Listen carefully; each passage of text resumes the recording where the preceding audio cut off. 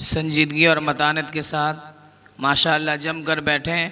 अल्हम्दुलिल्लाह आपने खामोशी के साथ बैठने का सबूत भी पेश किया। एकदम इत्मीनान और सुकून के साथ आप हज़रात बैठें। अल्लाह ताला आपके मिल बैठने को कबूल फ़रमाए, निजात का ज़रिया, बख्शिश का ज़रिया बनाए। अल्लाह ताला इस मजलिस में बैठने वाले सबों की अल्लाह मग़फ़िरत फ़रमाए। हमारा ये प्रोग्राम बहुत ही मुख्तसर प्रोग्राम है, कोई लंबा चौड़ा प्रोग्राम नहीं है जो आपके सामने पेश किया जा सके। इस्लाही रूहानी मजलिस है। यहाँ दिल का और बीमारी का ट्रीटमेंट और इलाज होता है। जो दिल के अंदर जहन और दिमाग में और बुरे ख़यालात, बुरे सोच, बुरे फ़िक्र, बुरे ख़याल और जो जिसका मरीज़ होता है, आदमी की तबीयत ख़राब होती है, बुखार होता है, नज़ला होता है या पैर में दर्द होता है तो डॉक्टर के पास जाता है। उसका दिया हुआ इलाज और दिया हुआ कहे हुए बातों पर अमल करना होता है। दवाई और परहेज़ का एहतमाम किया जाता है। यहाँ दिल के बीमारियों का इलाज होता है। इसीलिए आप यहाँ मिलजुल कर इत्मीनान और सुकून के साथ बैठे रहें। हमारे दरमियान हज़रत पीर तरीक़त, नमूना असलाब, मंबए इल्म व हिकमत, हादी सुन्नत व शरीयत, सूफ़ी वक्त हज़रतुल अल्लाम हज़रत अक़दस मौलाना मुनीर अहमद साहब दामत फ़यूज़ुहुम मद्दज़िल्लहुल आली की ज़ात हमारे दरमियान मौजूद है और उनके साहबज़ादे सूफ़ी बासफ़ा पीर तरीक़त जनाब हज़रत मौलाना व मुफ्ती अब्दुल रशीद साहब सिद्दीक़ी दामत बरकातुहुमुल आलिया वो भी तशरीफ़ फरमाएँ इंशाअल्लाह। उनका भी बयान होना है। उससे क़ब्ल सरज़मीन ओडिशा के एक मायनाज़ आलिम दीन को दावत सुखन देता हूँ, जिनसे मेरी मुराद जनाब हज़रत हाफिज़ मौलाना मोहम्मद इलियास साहब कासमी दामत बरकातुहुम मोहतमीम मदरसा मदीनतुल उलूम अलती को दावत स्टेज देता हूँ। कुर्सी पर मदऊ करता हूँ। हज़रत वाला कुर्सी पर तशरीफ़ फरमा कर अपनी कीमती नसीहतों से, बयानात से हम तमामों को मुस्तफ़ीज़ फरमाएँ।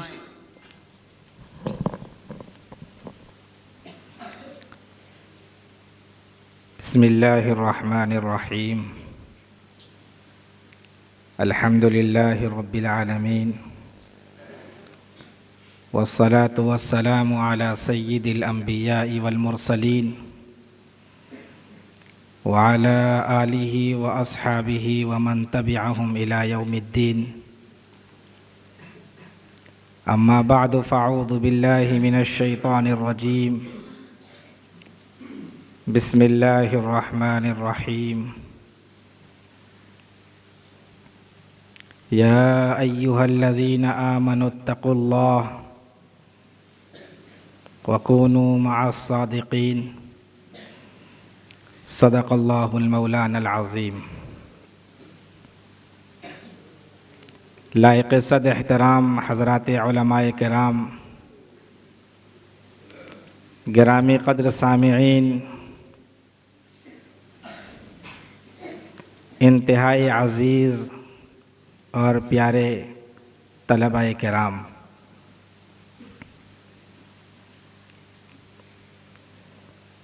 आज हम सबको इस बात पर बड़ी खुशी है कि आज हम सबके यहाँ और हमारे बीच मुर्शिदुल उम्मत हज़रत अक़दस मौलाना मुनीर अहमद साहब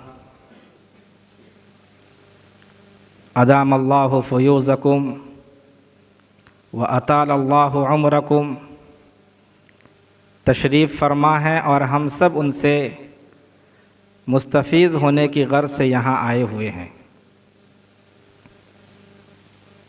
ये हमारे लिए खुशी की बात भी है, सआदत की बात भी है, खुश नसीबी भी है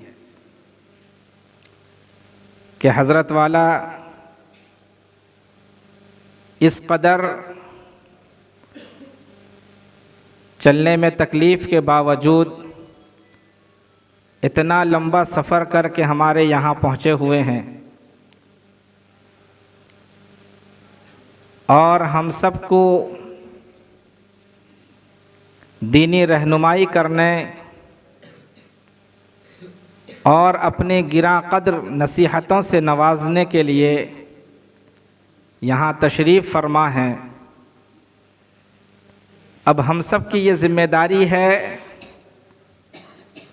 कि कल तक के लिए हम अपने आप को फारिग करें और अपने दिल की खिड़कियों को खोले रखें और इस बात का अहद मुसम्मम कर लें कि इंशाअल्लाह ताला ऐसी नूरानी मजलिस से हम अपने क़ुलूब को मुनव्वर करके जाएंगे। मेरे दोस्तों और बुज़ुर्गों, अल्लाह तबारक व ताला का अज़ल से एक ज़ाब्ता रहा है। वो ज़ाब्ता ये है कि किताबुल्लाह के साथ हमेशा अल्लाह ताला ने रिजालुल्लाह को भी भेजा है। हज़रत आदम अलैहिस्सलातु वस्सलाम अल्लाह के पैगंबर थे, उसके रसूल थे। जहाँ अल्लाह ने अपने पैगाम को अपने बंदों तक पहुँचाया तो अपने रसूलों का इंतखाब फरमाया, नबियों का इंतखाब फरमाया। तौरेत, इंजील, ज़बूर, आखिर में कुरान मुक़द्दस,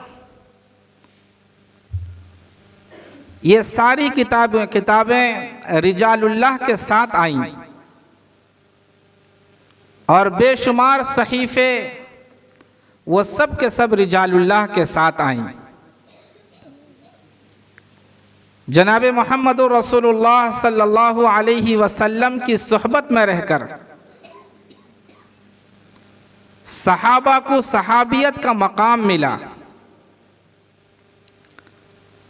और उसी सोहबत का वो नतीजा और उस मकाम का ये नतीजा देखें कि क़यामत तक कोई भी वली, कोई भी गौस, कोई भी कुतुब, कोई भी अब्दाल,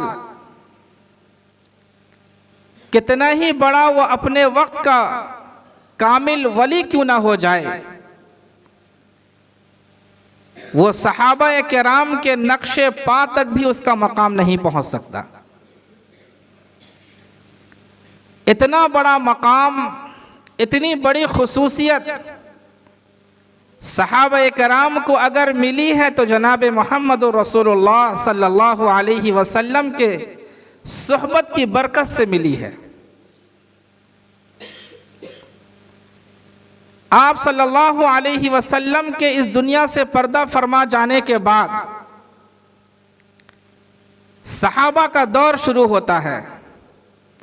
सहाबा के बाद ताबिईन, तबे ताबिईन, फिर अइम्मे मुफस्सिरीन, मुज्तहिदीन, इसी तरह औलियाए किराम और रिजालुल्लाह की एक लंबी फहरिस्त जो आज तक चली आई है और इंशाअल्लाह ताला क़यामत तक ये सिलसिला चलता रहेगा। लोगों की रुश्द हिदायत के लिए, अल्लाह का पैगाम लोगों तक पहुँचाने के लिए, इंसानों को ज़लालत और गुमराही से निकाल कर रोशनी की तरफ लाने के लिए, हिदायत का नूर उन्हें देने के लिए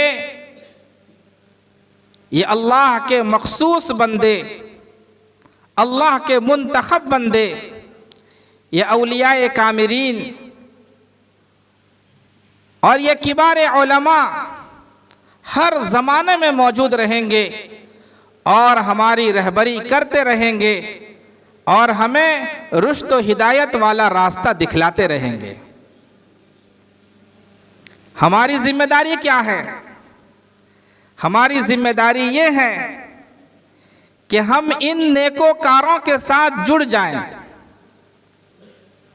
हम इन अहलुल्लाह के दामन को मजबूती के साथ पकड़ लें, हम उनकी सोहबत में रहकर, उनकी तरबियत में रहकर अपने आदात को, अपने अखलाक को, अपने अतवार को, अपने तौर तरीके को बदलें और अपने तमाम जिंदगी के हर काम को सुन्नत और शरीयत के मुताबिक ढालने की कोशिश करें।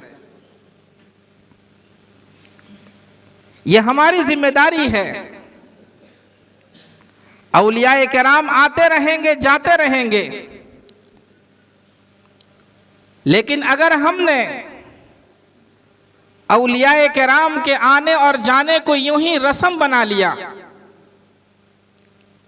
और उनकी मजलिसों की तशरीफ आवरी को, उनकी मजलिसों में बैठने को हमने सिर्फ एक रस्म के तौर पर अदा किया, यहां से कुछ लेकर जाने की कोशिश न की,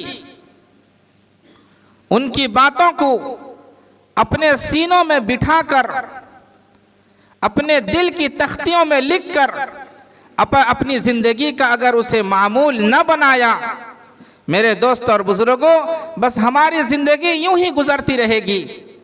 शैतान हमें उचकता रहेगा और शैतान हमें ऐसी गुमराही की तरफ ले जाता रहेगा कि जिस रास्ते पर चलकर हम अल्लाह से दूर हो सकते हैं, शरीयत से दूर हो सकते हैं, सुन्नतों से दूर हो सकते हैं, और इसी तरह हमारे प्यारे आका जनाब मोहम्मदुर रसूलुल्लाह सल्लल्लाहु अलैहि वसल्लम की पाकीज़ा और नूरानी जिंदगी से हम दूर होते चले जाएंगे। अगर हम चाहते हैं अपने आप को बनाना, अगर हम चाहते हैं अपने आप में तब्दीली पैदा करना, अगर हम चाहते हैं अपने अखलाक को बेहतर बनाना, अगर हम चाहते हैं अपनी ज़िंदगी को सुन्नत और शरीयत के सांचे में ढालना, तो उसके लिए हमें अपने अकाबिरीन के नक्शे कदम को मजबूती के साथ पकड़ना होगा, उनकी सोहबत को लाजिम पकड़ना होगा और इन नेक लोगों को अपना रहबर बनाना होगा। किसी न किसी अल्लाह वालों से जुड़कर उनकी सोहबत में रहकर अपनी इस्लाह और अपनी तरबियत करनी होगी। मेरे दोस्त और बुजुर्गों, ये हमारे लिए सुनहरा मौका है। हज़रत वाला अल्हम्दुलिल्लाह हमारे बीच तशरीफ़ ला रहे हैं। आप हज़रात इत्मीनान के साथ, दिल जमी के साथ बैठें। हज़रत वाला के पंदो नसाए से इंशाअल्लाह ताला हम सब मुस्तफ़ीज़ होंगे। हज़रत वाला तशरीफ़ ला चुके हैं।